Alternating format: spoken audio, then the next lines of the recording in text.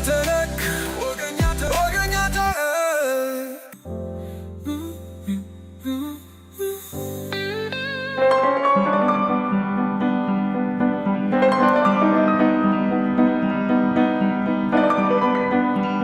ቆንጆዎቹ ደራሲ ሰርቅ ዳንኤል።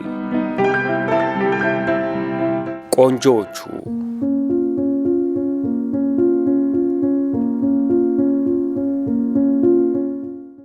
ናትናኤል በማግስቱ ጠዋት ከተኛበት ጠንክሮ ቢነሳም አብርሃም ቤተሰቦች ጋር ሄዶ ለማጽናናት አልደፈረም። ደፍሮ ቢሄድስ ምን ብለው ይቀበሉት ይሆን? ገዳዩ ማን ሆነና? ርብቃን ላለማስከፋት ሲል ያቀረበችለትን ቁርስ በዝምታ ተመገበ። ናትናኤል ግን ዛሬ ለምን ቤት አትውልም? እኔም አለቃዬን አስፈቅጄ እመለሳለሁ፣ አልቆይም እኮ አለችው። አልመለሰላትም። እንዳቀረቀረ ራሱን ነቀነቀ። አይሆንም ለማለት። ናትናኤል ደህና አይደለህም እኮ። ርብቃ ስራ ብገባ ነው የሚሻለኝ፣ እዚህ ከዋልኩ የባሰ ነው። አንቺም ገብተሽ ስሪ፣ ትላንት ቀረሽ፣ ዛሬ ደግሞ። ቢሮዋ አድርሷት ሲመለስ ርብቃ እጁን ያዝ አድርጋ አይኑን አየችው። ናቲ አደራ ረጋ በል፣ ቢሮ እደውልልሃለሁ። እጁን ይዛ አስጠነቀቀችው። ጭንቅላቱን በሽታ ነቀነቀላት። ጉንጩን ስማው ከመኪናው ወረደች። ቢሮው ደርሶ ወደ ውስጥ ሲገባ ጸሐፊው ከመቀመጫዋ ተነስታ ተቀበለችው። እንደምን አደርክ? በደህና ነው የጠፋው? አለች ፈገግ ብላ። እንደምን አደርሽ ሳምራዊት? ደህና ነኝ ትንሽ። የቢሮውን በር ከፍቶ ገብቶ ከወንበሩ ላይ ከተቀመጠ በኋላ በባዶ አየር ላይ አፈጠጠ። የሆነው ሁሉ በቅዠት ዓለም የተደረገ ይመስል ተምታታበት። ቃል ገብቷል፣ ቃሉን አያጥፍም። እኔንም እስኪገድሉኝ አልተዋቸውም ብሎታል። ቃሉን አያጥፍም። ወይ እነሱ ይቀድሙታል ወይ እሱ ይቀድማቸዋል። ግን አይተዋቸውም፣ በፍጹም አይተዋቸውም። የታች ከንፈሩን በጥርሱ ቀርጥፎ ያዘው። ሁኔታውን በሙሉ አንድ ባንድ ላለቃው ይነግራቸዋል። በሚችሉት ሁሉ አብረውት እንደሚቆሙ እርግጠኛ ነው። ካስፈለገም መሰማራት ያለበት ሰው ሁሉ ተሰማርቶ በገቡበት ጉራንጉር ያሳድናቸዋል። ከዚህ በኋላ ምንም መሸፋፈን የለም። ማንም ከመንገዱ አይመልሰውም። ማንም ከእጁ አያድናቸውም። በጨበጠው ቡጢ ውስጥ ጥፍሮቹ የገዛ መዳፉን ሰርስረው የገቡ መሰለው። የቢሮ በር ሲከፈት ቀና አለ። ሳምራዊት ነበረች። እነዚህ ጠዋት የመጡ ሪፖርቶች ናቸው። ትላንት የመጡትን ወረቀቶች እዚህ ጋር አድርጌልሃለሁ። ትላንት በጣም ፈልገው ነበር አለች ጸሐፊው ወረቀቶቹን ጠረጴዛው ላይ ያስቀመጠችለት። ቢሮ እንደገባ እንዲመጣ ብለው ነበር። ገብተዋል አሁን? ከተቀመጠበት ሳይንቀሳቀስ ጠየቃት። አዎ። ጭንቅላቷን ወዘወዘችለት። የቢሮውን በር ከፍታ ከመውጣቷ በፊት መለስ አለችና ትላንት ምን አጋጠመ? ችግር አለ እንዴ? አለች። አይ ምንም ችግር የለም አላት ባጭሩ ለመክታት። ቡና ይምጣለ? ቁርስም አልበላህ እንደሆነ? ናትናኤል ጭንቅላቱን ነቀነቀ። አያስፈልግም ለማለት። ሳምራዊት ለአፍታ ትክ ብላ ተመልክተው በሩን በቀስታ ዘግታ ወጣች። አሁኑን ሂዶ እያንዳንዷን ነገር እያፍረጠረጠ ያስረዳቸዋል። አብርሃም የነገረውን ሚስጥር ሁሉ ገልጾ ይነግራቸዋል። ለነዛ ነፍሰ በላዎች ጊዜ ሊሰጣቸው አይገባም በፍጹም። ከመቀመጫው ተነስቶ ማስታወሻ ደብተሩንና ብዕሩን ይዞ ከቢሮው ወጣ። እንደምን አደርሽ አላት ያለቃውን ጸሐፊ ወደ ቢሮዋ ሲገባ። ወይ ናትናኤል እንደምን አደርክ? ምን ነው ጠፋ? በደህና ነው? ጥፍሯን ትሞርድበት የነበረውን ሞረድ ጣል አድርጋ ጨበጠችው። ፈልገውኝ ነበር መሰለኝ ትላንት። በጣም 10 ይሆናል ያንን ልጅ ጥሪልኝ አሉት። በደህና ነው ግን የቀረው? የጥፍሯን ሞረድ እያነሳች ጠየቀችው። ትንሽ ችግር ገጥሞኝ ነው። ሰው አለ ወይስ ልግባ? ግባ አለች ቅንድቦቿን ሰማይ ሰቅላ በቀኟ በያዘችው የጥፍር ሞረድ ወደ ቢሮአቸው በር ያመለከተችው። ናትናኤል ያለቃውን ቢሮ መዝጊያ አንኳኩቶ ገባ። ቢሮአቸው ከወትሮ ይበልጥ በፒፓቸው ጭስ ታፍኗል። አለቃው ጀርባቸውን ለበሩ ሰጥተው ውጭውን እያዩ ቆመዋል። በሩን ዘግቶ ወደ ውስጥ ሲዘልቅም ጀርባቸውን ሰጥተውት ከቆሙበት አልተነቃነቁም። ናትናኤል ጉሮሮውን ሲያጸዳዳ ድንገት ዞር ብለው ተመለከቱት። ናትናኤል የት ጠፋ? አጥብቄ ፈልጌ ነበር አሉ። ለአንድ አፍታ ፒፓቸውን ካፋቸው አላቀው ራመድ አሉና ወደ ወንበራቸው ተመልሰው ተቀመጡ። ቁጭ በል። ሁኔታቸው ከወትሮ የተለየ ሆነበት። አለቅት ተጣደፉበት። ምን ላይ እየሰራ ነው? ማለቴ የተለየ የያዝከው ጉዳይ? ናትናኤል የጥያቄያቸው እንግዳ መሆን ብቻ ሳይሆን የድምጻቸው መርገብገብና የሰውነታቸው መቁነጥነጥ አስገረመው። ረፍት ያጡ ይመስላሉ። ቢሆንም አጋጣሚው አሁን እንደሆነ ገመተ። ነገሩን ዘርዝሮ ሊያስረዳቸው የሚገባው አሁን ነው። ጊዜ ማጥፋት የለበትም። እነዛ ነፍስ አጥፊዎች እስኪሰወሩ ጊዜ መስጠት የለበትም። ባለፈው ሰሞን የአፍሪካ ኤምባሲዎች ባደረጉት እንቅስቃሴ ላይ ነው እየሰራው ያለው። የላይቤሪያው አታሼ ቶ አሉት አቋርጠው። ናትናኤል ግራ ተጋብቶ በዝምታ ይመለከታቸው ጀመር። አለቃው እንዳቀረቀሩ በጠረጴዛቸው ላይ የተቆለለውን ወረቀት እያመሱ ቀጠሉ። ተው ናትናኤል፣ እሱን ለጊዜው ተውና ቀደም ብለ ጀምረው የነበረውን በምዕራብ አፍሪካ ለሚገኙ ኤምባሲዎቻችን የምልካቸውን ሰዎች። ይሄኛው አስቸኳይ መስሎ ስለታየ ነበር እኮ እዚህኛው ላይ ያተኮርኩት። ንድድ ብሎ ታቋረጣቸው። አዎ ነበር፣ ግን አሁን አስቸኳይ አይመስለኝም። አየህ፣ ጉዳዩን ፖሊሶች እየተከታተሉት ነው። በስራቸው ጣልቃ እንገባ አይፈልጉም። ከመቼውም ጊዜ በላይ አሁን አስቸኳይ ነው። በወንበሩ ላይ ወደፊት አዝምሞ ድጋሚ አቋረጣቸው። የሰው ነፍስ እየጠፋ ነው። ለድምፁ አስፈሪ ቃና ለመስጠት ሞከረ። ለአንድ አፍታ ካቀረቀሩበት ቀና ብለው ተመለከቱት። በአይን ንግግር የጀመሩ መሰሉ። አይኖቹን ሳይሰብር ፊት ለፊት ተመለከታቸው። የምን የሰው ነፍስ መጥፋት? ማ ብለው እስኪጠይቁት በናፍቆት ተጠባበቀ። ያ የኛ ስራ አይደለም፣ የፖሊስ ነው። የምልህን አድምጥ ናትናኤል አሉት ቀዝቀዝ ብለው።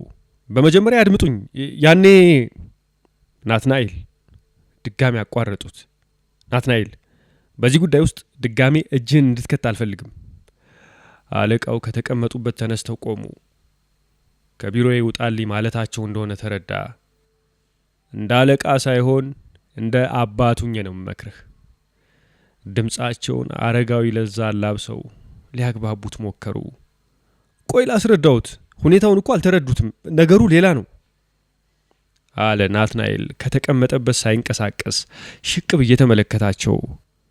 ጓደኛዬ፣ ምንም የምታስረዳኝ ነገር የለም። አርፈ ስራን ስራ። የጀመረውን ሳይጨርስ አቋርጠው በቆሙበት እጃቸውን ዘረጉለት። አርፈ ስራን ስራ አብርሃም። ናትናኤል ከተቀመጠበት ተነስቶ ቆመ። አይኖቹ የሚያዩት፣ ጆሮዎቹ የሚሰሙት ሁሉም ህልም መሰለው። ናትናኤል ለአብርሃም የኔ አለቃ የሚገፋፉኝ ፍሬ ያለው ነገር ይዤ እንድመለስ ነው ያለው ትዝ አለው።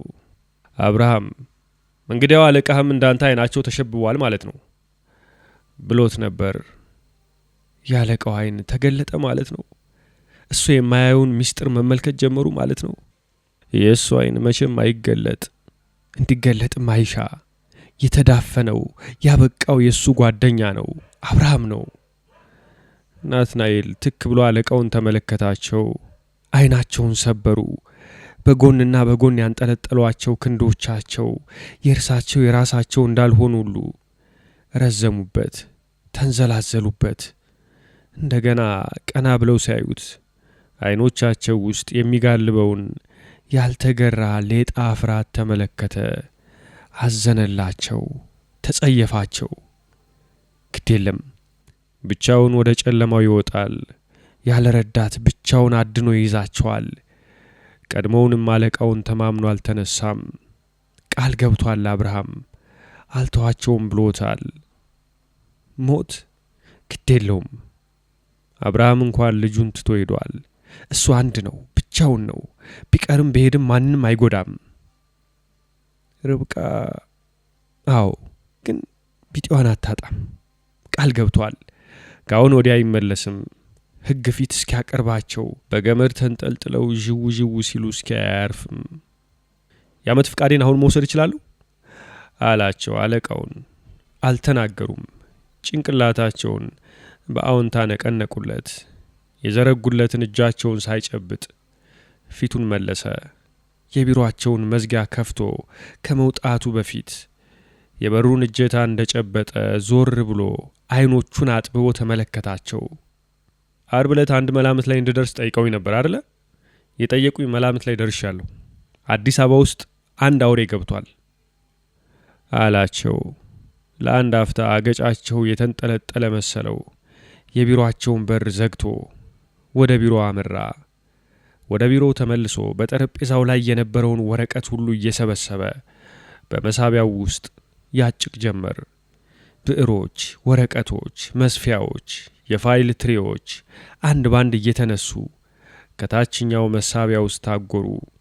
ጠረጴዛው ራቁቱን ሲቀር ከወንበሩ ላይ ተቀመጠና ሁለት መዳፎቹን በባዶ ጠረጴዛ ላይ ጫናቸው። ካልበርትን አግኝ፣ ካልበርትን። የአብርሃም ድምፅ ደጋግሞ ተሰማው። ሙሉ ሐሳቡን አሰባስቦ አንድ ቦታ ማዋል አለበት። ባለው ኃይሉ ፈጥኖ ማሰብ አለበት። ብቻውን ነው። ጠላቶቹ የዋዛ አይደሉም። አብርሃም እንዳለው እንደ ሳትራት ወደ ፍሙ እየተሽቀዳደመ ነው። መቃጠል የለበትም፣ መንደድ የለበትም፣ መጋየት የለበትም። ሁልጊዜ መቅደም አለበት። ሁልጊዜ ከፊት መገኘት አለበት። መበለጥ አይችልም። ሁልጊዜ መብለጥ አለበት። አለዛ እንደ አብርሃም ያበቃል፣ አለዛ ያቆማል። ሁሉም ነገር ያከትማል። ማክተሙን አይፈራም፣ ግን እሳቱን ማጥፋት አለበት። የንጹሐንን ነፍስ እየቀጠፈ በመሃላቸው የሚመላለሰውን አውሬ አጥምዶ መያዝ አለበት። ከየት ነው መጀመሪያ ያለበት? ለፖሊስ ማስታወቅ? አዎ፣ ፖሊስ ጋር ሄዶ ጉዳያቸውን ማፍረጥረጥ፣ የስውር ክትትል ዘርግቶ አንድ ባንድ ማስለቀም። ግን የአብርሃም አደራ ታወሰው። ካልበርትን አግኝ፣ ካልበርትን። ናትናኤል መሳቢያውን ስቦ ነጭ ወረቀት አወጣ። ከደረት ኪሱ ውስጥ ብዕር፣ ነጭ ወረቀት ላይ ሐሳቡን ያሰፍር ጀመር። አንድ በአፍሪካ ኤምባሲዎች የሚሰሩ ወታደራዊ አታሼዎች ወደ የአገሮቻቸው እየተጠሩ ሄዱ ማለት የየአገሮቻቸው መንግስታት ሊገልጹላቸው፣ ሊያሳውቋቸው፣ ሊያስጠነቅቋቸው የሚገባ ሁኔታ ተፈጠረ ማለት ነው። ሁለት አንዳንድ አታሼዎች ሲመለሱ የተቀሩት በሌሎች ተተኩ ማለት ገሚሶቹ ለተመደቡበት ኃላፊነት ብቁ ሆነው በመገኘታቸው ሲመለሱ የተቀሩት ለኃላፊነቱ ተስማሚ በሚሆኑ በሌሎች ተተኩ ማለት ነው። 3 ለስራው ብቁ ተብለው ከተመለሱ አታሼዎች መካከል በአንድ ሳምንት ውስጥ 2 ተገድለው ሲገኙ አንድ የገባበት ጠፋ ማለት የተሰጣቸውን ማስጠንቀቂያ ችላ በማለታቸው አለበለዚያም ብቃት ስለጎደላቸው በአውሬው ተበሉ። 2 ተወገዱ፣ 1 ተሰወረ። 4 ሁኔታውን መከታተሉና ማጣራቱ ተገቢ ቢሆንም የኢትዮጵያ መንግስት አካላትም ሆኑ ሌሎች የአፍሪካ መንግስታት ነገሩን መሸፋፈንን መረጡ ማለት የአፍሪካ መንግስታት እንዳይወጣ የሚሹት ምስጢር ተፈጠረ። አለዚያም በዙሪያቸው የተተበተበው የአውሬው መረብ መነቃነቅ ከለከላቸው ማለት ነው። 5 አንዳንዶቹ የጠፋውን የላይቤሪያ አታሼ ለማግኘት በግል ያደረጉት ጥረት አደጋ ላይ ጣላቸው ማለት የላይቤሪያው አታሼ አድራሻ እንዳይገኝ የሚሹ ወገኖች ምስጢሩ እንዳይጋለጥ ሲሉ ነፍስ እስከ ማጥፋት ይደፍራሉ ማለት ነው። ናትናኤል ድንገት አንድ ጥያቄ ተደነቀረበት። አብርሃም ብቻ አልነበረም የላይቤሪያውን አታሼ አድራሻ ያነፈነፈው። እንዲያውም በተቃራኒው ነገር ቆስቋሹ እሱ ራሱ ነበር። ታዲያ ለምን አብርሃምን ገደሉት? እሱንስ ለምን ተውት? ፖሊሶች አብርሃምን ከምሽቱ 2 ሰዓት ተኩል ቆስሎ አገኙት። እሱ ጋር ስልክ የተደወለለት ወዲያውኑ ነው። በዚያ ሌሊት በስልክ የጠራው አብርሃም አልነበረም። አብርሃምን የገደለ ጎርናና ድምፅ ነበር እሱንም የጠራው። አብርሃምን ከገደሉ በኋላ እሱን በስልክ ጠርተውታል። ታዲያ እንዴት ሳይገድሉት ቀሩ? ጠርተውት አልቀረም፣ ሂዷል። በተባለው ቦታ መኪናውን አቁሞ አነስተኛ መብራቱን እንዳበራ ጠብቋቸዋል። ታዲያ እንዴት? ትራፊክ ፖሊሱ አለ ናትናኤል ጮሆ። መልሱ ድንገት ብልጭ አለለት። ትራፊክ ፖሊሱ አደናቀፋቸው። እንዳቀዱት ሳይገድሉት በፊት የትራፊክ ፖሊሱ ደርሶ አጨናገፋቸው። ትራፊክ ፖሊሱ ባይደርስ ኑሮ ናትናኤል ዘገነነው። ለአንድ አፍታ በሐኪም ቤቱ የብረት አልጋ ላይ ተንጋሎ ያየው የአብርሃም ፊት እፊቱ ላይ ድቅና አለበት። ይሄኔ እሱም ሞቶ ነበር ማለት ነው። ግን ለምን? ያማ ግልጽ ነው። ከአብርሃም ጋር የተገናኘበትን ጉዳይ ተረድተውታል ማለት ነው። ግን እንዴት? አብርሃምን በስልክ አነጋግሮታል። ስልክ ጥሩምባ ነው፣ ሁሉም ይሰማዋል። በአንድ ምሽት ሁለቱንም ሊገድሏቸው ነበር ማለት ነው። በአጋጣሚን ያመለጣቸው እና አሁንስ ምንድነው የሚጠብቀው? ምንድነው እድሉ? ናትናኤል እያንዳንዱ ነገር እየተገለጠለት ሲመጣ ስጋቱ ጥፍር አውጥቶ ይዋጥጠው ጀመር። የላይቤሪያውን አታሼ አድራሻውን እንደማነፈንፍ ሲያውቁ ሊገድሉኝ በስልክ ጠሩኝ። ናትናኤል ከወረቀቱ ላይ ቀና አለ። አዎ ቀዳዳው ያለው እዚህ ነው። አንድ ድክመት አላቸው። እንቅልፍ የነሳቸውና የሚያቁነጠንጣቸው ቁስል አለ። አብርሃም እንዳለው ሰውየው በገዛ ፍቃዱ ተሸሽጓል። በእጃቸው ያልገባላቸው ቁልፍ እርሱ ነው። ይዘውት ቢሆን ኑሮ ገድለው ወይም ሰውረውት ይረጋጉ ነበር። ነገር ግን ሊያገኙት አልቻሉም። የላይቤሪያውን አታሼ ቁልፉን። ይህ ማለት ደግሞ እነርሱ ሳያገኙት በፊት የላይቤሪያውን አታሼ እጁ ያገባ ወገን ጉዱን ያፍረጠርጠዋል፣ ምስጢሩን ያዝረበርበዋል ማለት ነው። ያ ነው ቁልፉ። አብርሃም በመጨረሻ ካልቨርትን አገኘ ያለው ለዚህ ነው። ፖሊስ ጋር መሄድ የለበትም። ቁልፉ ያለው እዚህ አይደለም። ቁልፉን የላይቤሪያውን አታሼ ብቻውን ማግኘት አለበት። ግን እንዴት?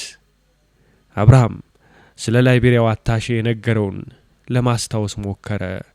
መረጃ፣ የውስኪ ጠርሙስ፣ ሹፌር፣ ቤላ መጠጥ ቤት፣ የእስራኤል ፓስፖርት የያዘች ሴት፣ ሞሳድ፣ MI6፣ ካዛንችስ፣ ወዳጁ ቤት፣ የሴት ልብስ ለብሶ ተሰወረ። ከአብርሃም የሰማው ሁሉ በቅጽበቱ ትዝ አለው። ናትናኤል አይኖቹን ጨፍኖ አሰበ። የላይቤሪያው አታሼ በማንም እጅ ውስጥ አይደለም ማለት ነው። ከሀገሩ መንግስት መሸሸጉ ግዴታ ስለሆነበት እዚሁ አዲስ አበባ ውስጥ ተሸሽጎ ተቀምጧል። እንዲያ ባይሆን በዲፕሎማቲክ መብቱ መጠቀም ይችል ነበር። እንግዲያው ሲያገለግላቸው የቆዩት የእንግሊዝ ወይንም የእስራኤል ስለላ ድርጅቶች ለምን በሽፋን አላወጡትም? ምናልባት ከነርሱም ጋር ያልተጣጣሙበት ነጥብ ይኖራል። ስለዚህ ከነሱም መሰወሩ አስፈላጊ ሆነ። እንግዲህ ግልጽ ፍለጋ እንዳይደረግበት የሚከላከልለት ማን ነው? የአገሩ መንግስት ሊሆን አይችልም። የኢትዮጵያ መንግስት? ይህም አይሆንም። የእንግሊዝና የእስራኤል ተጽዕኖ? አይመስልም። እንግዲያው ማን? ማንም ሆነ ማን ይህ ወገን የላይቤሪያው አታሼ ይዞት የተሸሸገውን ጉድ ደብዛ ለማጥፋት ሲል ነፍስ ከማጥፋትና ከፍተኛ ባለስልጣናትን ከማስፈራራት የማይመለስ ነው። ብዙ አይኖች ይኖሩታል፣ ብዙ ጆሮዎች ይኖሩታል። ረጅም እጅ አለው። ጥፍሮቹ ሹል ናቸው፣ ጥርሶቹ ስል ናቸው። አስቀያሚ አውሬ። ናትናኤል የጨፈናቸውን አይኖቹን ገልጦ ባዶ አየር ላይ አፈጠጠ። እንዴት አድርጎ ነው ከዚህ አውሬ መሸሸግ የሚችለው? አውሬው አንዴ ሊበላው ሞክሯል፣ ድጋሜ ሊሞክርም ይችላል። የመጀመሪያውን በአጋጣሚ አምልጧል። ሁለተኛውንስ እንዴት ማምለጥ ይችላል? አውሬው ሁሉን ያያል፣ ሁሉን ይሰማል። ግን ደግሞ የላይቤሪያውን አታሼ ከጥርሱ ሊያገባው አልቻለም። ለምን? የላይቤሪያው አታሼ ስለተሰወረ። ደጋግሞ አሰበ። እንግዲያው እሱም እንደ ላይቤሪያው አታሼ ድንገት መሰወር ነዋ። በጠራራ ፀሐይ ተኖ መጥፋት፣ ያ ነው መድኃኒቱ። አለበለዚያ የአብርሃም ፊት መጣበት፣ ዘገነነው። የውጭ ስልክ ጮኸ። አነሳው። ሃሎ ሃሎ፣ ናቲ። ሃይ ርብቃ። ናትናኤል ፊቱ ላይ የወረዛውን ቀዝቃዛ ላብ በመዳፉ አበስ አደረገው። እንዴት ነህ? ደህና ነህ? በጣም። ከስራ እንደወጣ መጥተህ ውሰደኝ። አንተ ጋር ነው ማድረው።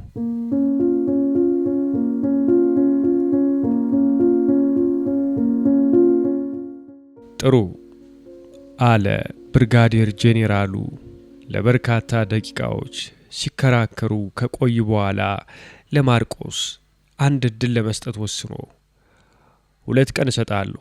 በዚህ ጊዜ ውስጥ የሰውየውን ንጹህነት ማረጋገጥ የምችል ከሆነ የጀመረውን አረፍተ ነገር ሳይጨርስ አቋረጠ። እመነኝ ናትናኤል ምንም አያውቅም። እያንዳንዱን እንቅስቃሴውን በወኪሌ እየተከታተልኩት ነው። ከአብርሃም ሊያገኝ ይችላል ብለን ስለፈራ ነው መረጃም በዝርዝር አጣራለሁ። ከዛሬ ማታ አያልፍም አለ ማርቆስ። ለጊዜውም ቢሆን በናትናኤል ላይ የተላለፈውን የሞት ውሳኔ ለማዘግየት በመቻሉ እየተደሰተ። የአብርሃም ቤተሰቦች ጉዳይስ? አዎ አለ ማርቆስ ፈጠን ብሎ። እንዳልኩህ ወደ ፖሊስ ሄደው አብርሃም የሞተው ከናትናኤል ጋር እንደወጣ መሆኑንና ናትናኤልንም ስለሚጠረጥሩት ተይዞ እንዲመረመርላቸው ፖሊስን እየገፋፉ ነው። ቢሆንም አብርሃምን የገደለችው ሴት ለመሆኗ ምስክሮች አዘጋጅተን ፖሊሶችን በፈለግነው መስመር እየመራናቸው ነው። ጥሩ። ግን አሁንም በቀጥታም ሆነ በተዘዋዋሪ በሚቀጥሉት 2 ቀናት አንድ ውሳኔ ላይ እስከምንደርስ ድረስ ናትናኤል በምስክርነትም ሆነ በሌላ መልኩ ከጠበቆች ወይም ከፖሊስ ከማንኛውም ወገን ጋር ግንኙነት አድርጎ ስለ አብርሃም የሚያውቀውን መናገር የለበትም። ያንን መጠበቅ ያንተ ኃላፊነት ነው አላለቅየው አመልካች ጣቱን በማርቆስ ላይ ቀስሮ። ሁሉን ለኔ ተው። እያንዳንዱን ነገር ጨርሼ ጠረጴዛ ላይ ታገኘዋለህ። ከዚህ ወዲያ ቀንም ሌሊትም አይኔን ከርሱ አልነቅልም አለ ማርቆስ። መልካም እድል። ማርቆስ ካለቃው ቢሮ ወጥቶ ፒተርን አስከትሎ ወደ ራሱ ቢሮ ገባና በሩን ዘጋ። ቁጭ በል ፒተር አለ ቀልጠፍ ብሎ ወንበሩ ላይ እየተቀመጠ። ተግባባን አለ ዝርዝር ትዕዛዝ ለፒተር ካስጎደጎደለት በኋላ።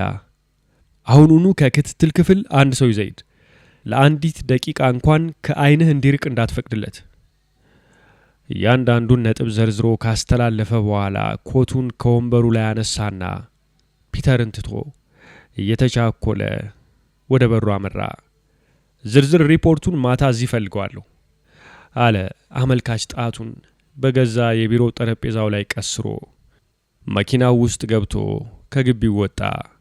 ወደ ወኪሉ ቢሮ ሲሄድ በእርካታ መንፈስ ነበር። መጥፋት የሌለበት የአንድ ሰው ነፍስ እንዳዳነ ተሰማው።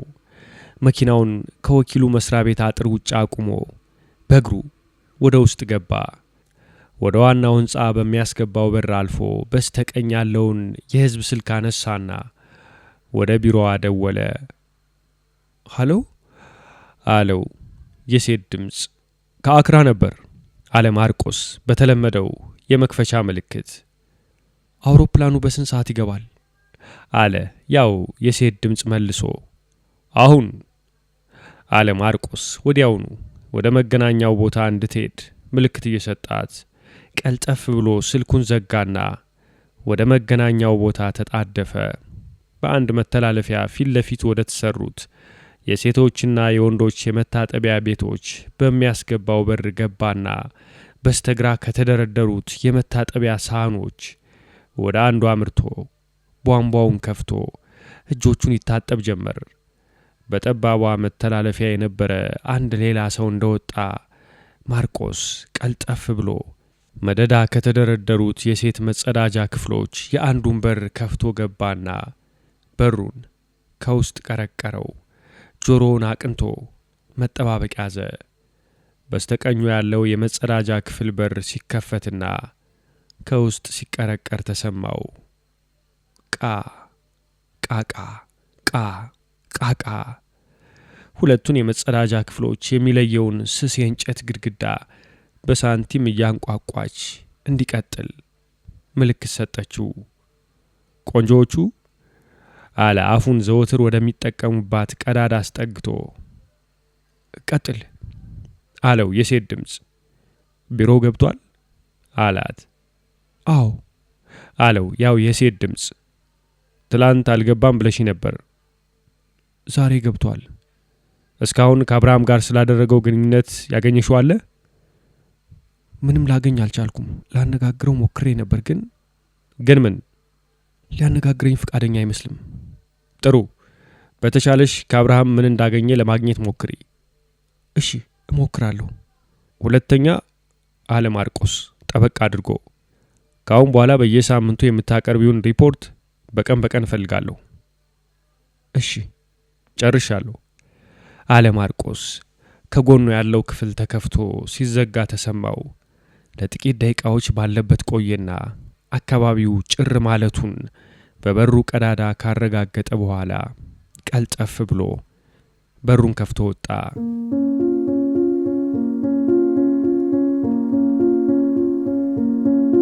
የቀኑ የሥራ ሰዓት እስኪገባደድ አልጠበቀም።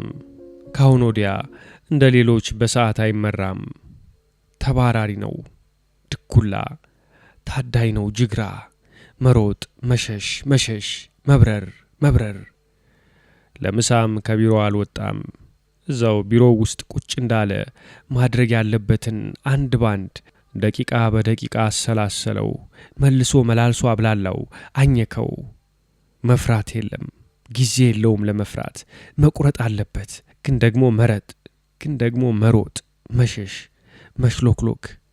የላይቤሪያውን አታሼ ማግኘት ቁልፉን። የጠፋሽ ብፈልግሽ የለሽም አለ ጸሐፊውን የቢሮውን በር ዘግቶ እየወጣ። ወደ መታጠቢያ ቤት እጄ ነው አለች ጸሐፊው ቀና ሳትል።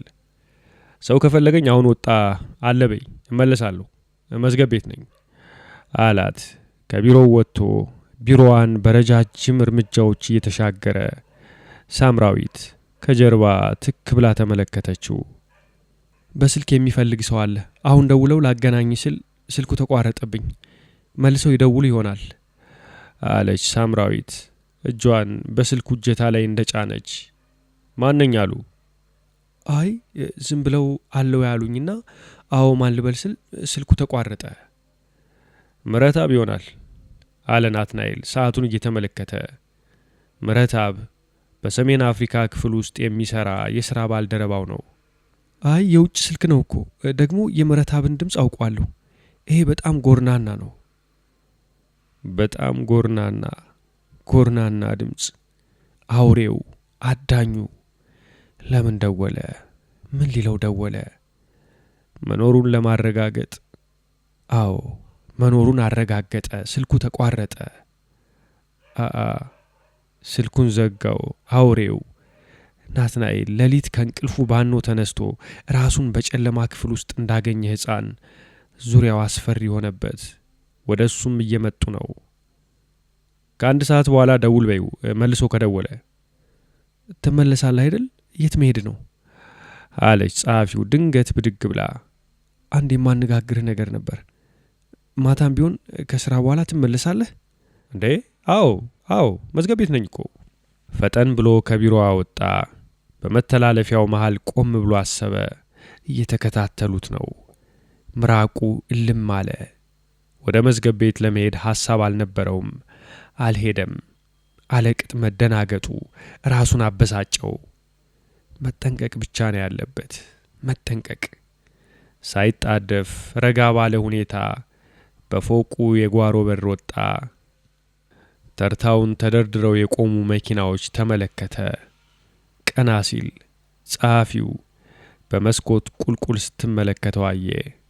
ፈገግ አለና እጁን አወዛወዘላት።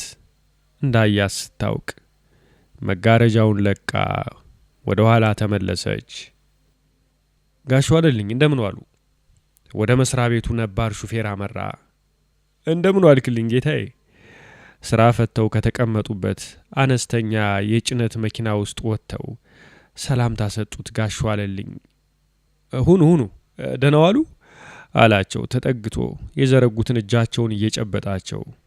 ደህና የኔ ልጅ አሉ ጋሽ ዋለልኝ ያወለቁትን የጨርቅ ቆብ መልሰው ሽበት የሸፈነው ጭንቅላታቸው ላይ ጣል እያደረጉ።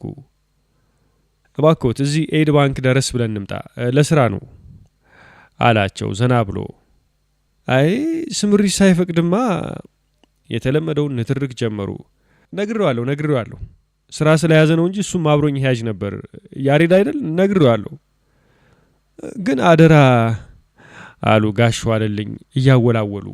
ስነግሮት ይልቅ ቶሎ ደርሰን እንመለስ፣ እዚህ ነው እኮ አዋከባቸው። ከነገርከውማ ምን ገዶኝ፣ ቢሆንም አደራ፣ ጭቅጭቁ ነው እኔ የሰለቸኝ። እያጉረመረሙ መኪናቸው ውስጥ ገቡ።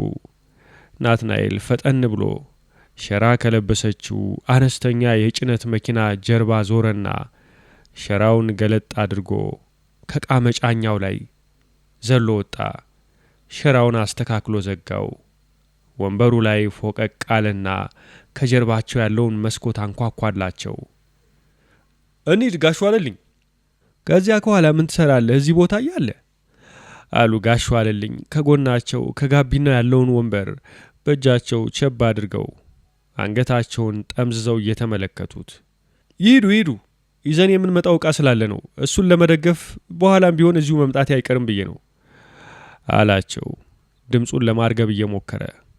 እንዳልክ ጋሽ ዋለልኝ ምን ቸገረኝ ለማለት እንደፈለጉ አይነት ትከሻቸውን ነቅነቅ አደረጉና የመኪናቸውን ሞተር አስነስተው ከፊት ለፊታቸው የተገተረውን ፎቅ በስተግራ ዙረው ወደ ግቢው በር አመሩ።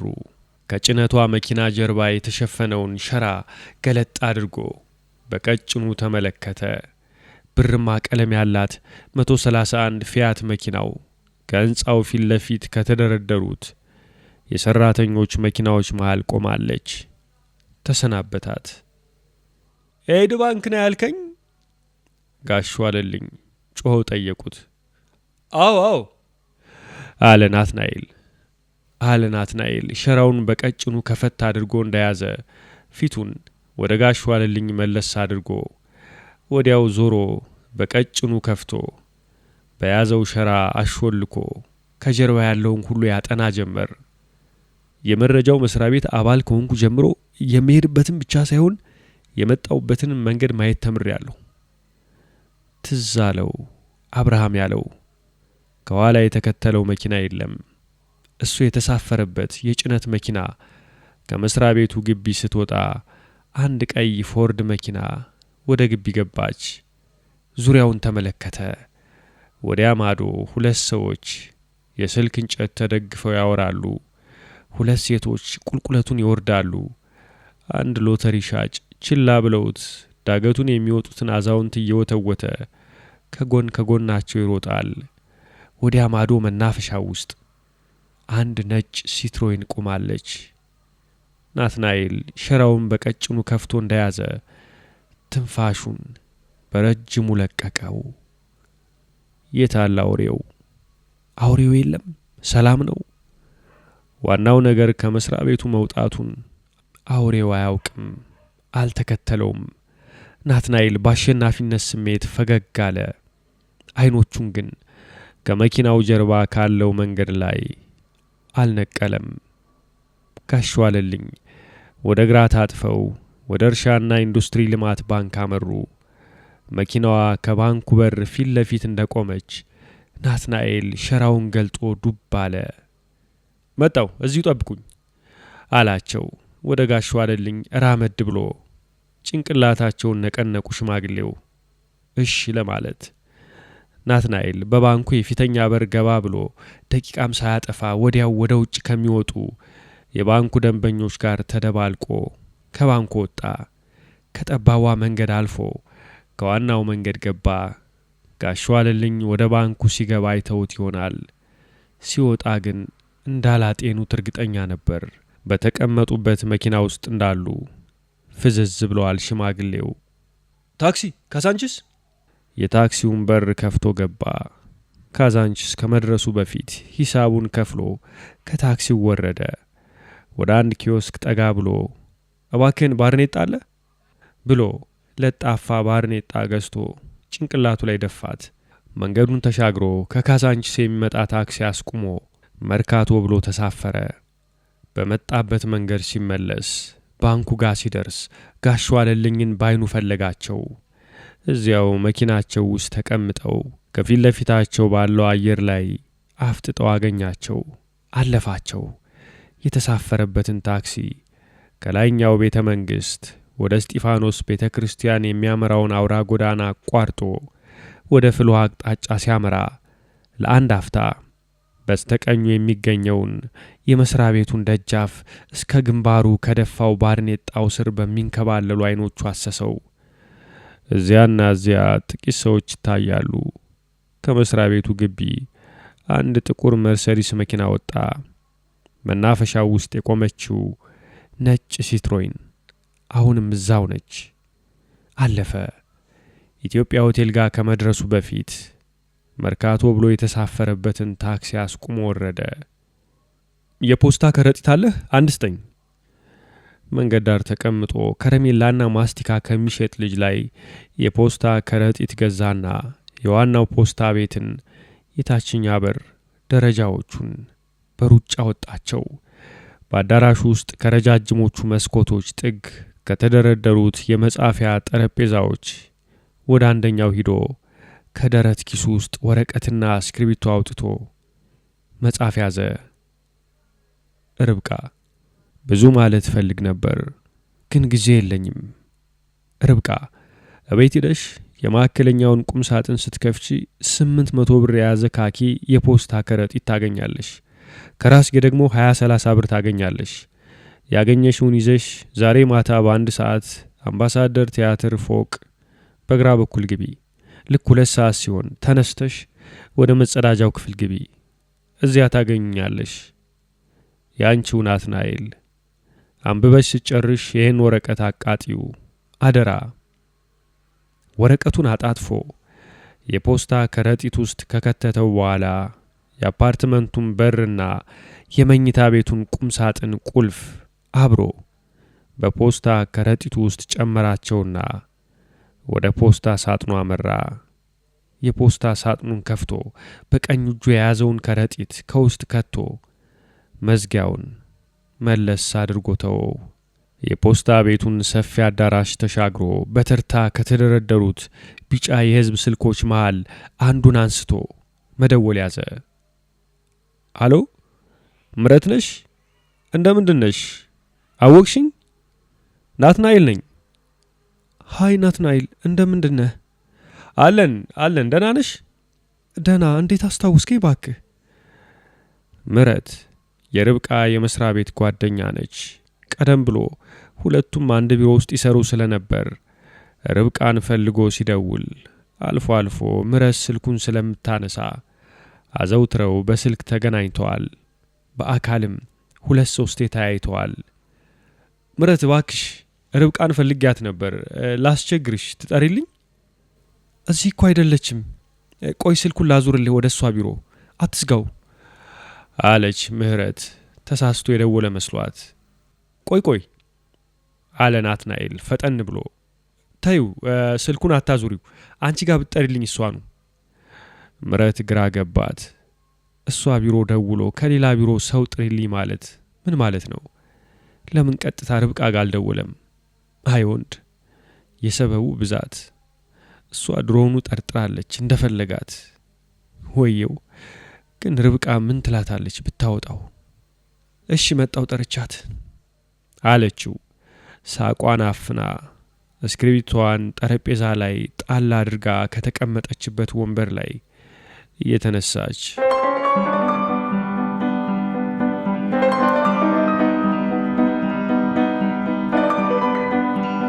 ቆንጆቹ ደራሲ ሰርቅ ዳንኤል። ቆንጆቹ